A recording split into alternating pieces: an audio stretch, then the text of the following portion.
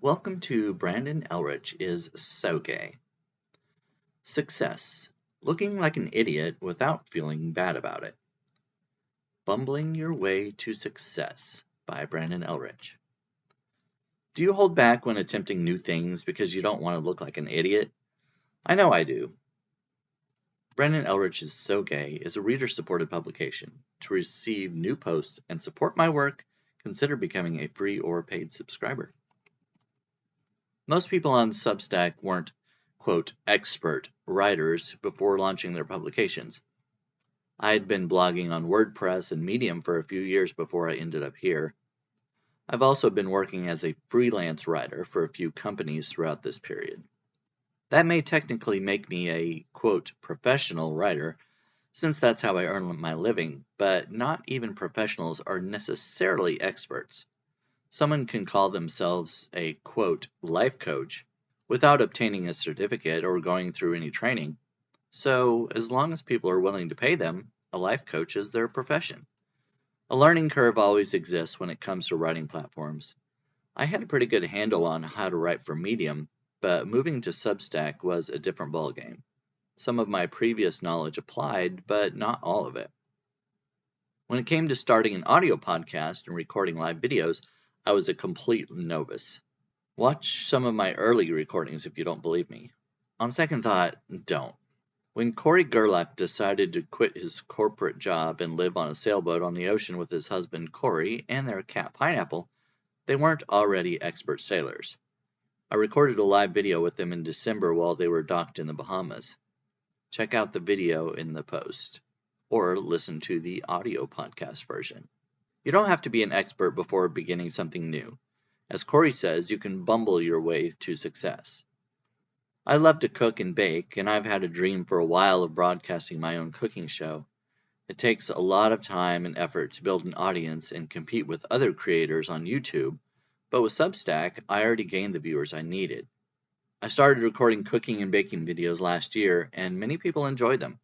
I didn't go to culinary school, so I'm not an expert chef. However, I know enough to create my own recipes without them tasting like crap. Part of the reason people like my videos is because they're authentic. Unlike many professional chefs on TV and YouTube, I don't have a production team and I don't edit my videos to show you a perfect result.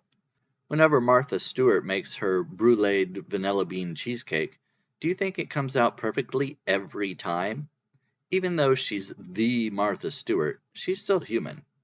My videos are live. They include any mistakes I make, and I show you finished products that may not be ideal, but they're not bad either. They're results that the average person can achieve. This is good because my audience doesn't consist of professional chefs. People like Corey inspire me to try things that are seemingly out of reach. Sometimes living freely can mean keeping things to yourself. My family is very conservative. My mom believes that I shouldn't write about dark subjects like suicide and depression. I think some of these subjects need to be expressed to help others overcome them, or at the very least, feel that they aren't alone. Knowing that I won't get much support from my family when it comes to my writing, I don't tell them about my publications on Medium and Substack. I don't need the criticism. This helps me to feel free to write whatever I want without judgment. Creators often feel vulnerable when they write about their lives, but the stories that reveal those deeply emotional parts are usually the ones readers connect with the most.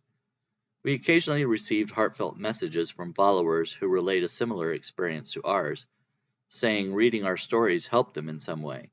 These are the messages that keep us going. Even a comment saying how much they enjoyed what we wrote or a simple laughing emoji is rewarding. It's a great booster for confidence and self-esteem. On the opposite end of that, silence can be deafening. When your writing isn't recognized, it can bring you down, especially when you're a sensitive person or one who has experienced mental health issues like depression.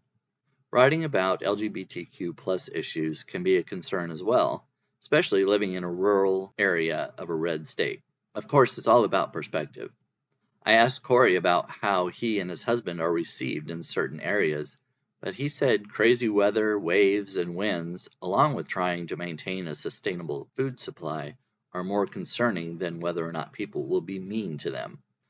Corey writes about sailing, but his articles are also life lessons. I try to accomplish the same thing in my writing, especially with fiction and poetry. Even my satirical articles often contain subtle lessons. I'd still be writing even if I wasn't making money, but I'd like to earn a living doing what I love. On Substack, it's a bit difficult when small publications like ours must compete with celebrities.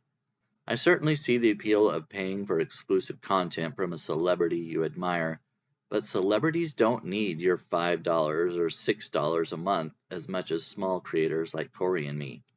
If you're reading this thinking you have a passion you want to explore, but you don't want to look like a fool, Corey has some advice.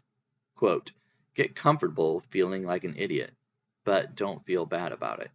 End quote. Very few of us are perfect at something the first time we try it. I've taught friends to play tennis and pickleball, but the first time they tried it, we had to go chasing a lot of balls. It's part of the process. You have to learn that midway point between hitting hard enough but not too hard. It takes some time and you may look and feel foolish and uncoordinated, but who cares? Even if you bumble your way to success, you can still achieve what you want. You should ask yourself if it's more important not to look like an idiot, or would you rather live the life you want? I'll be an idiot.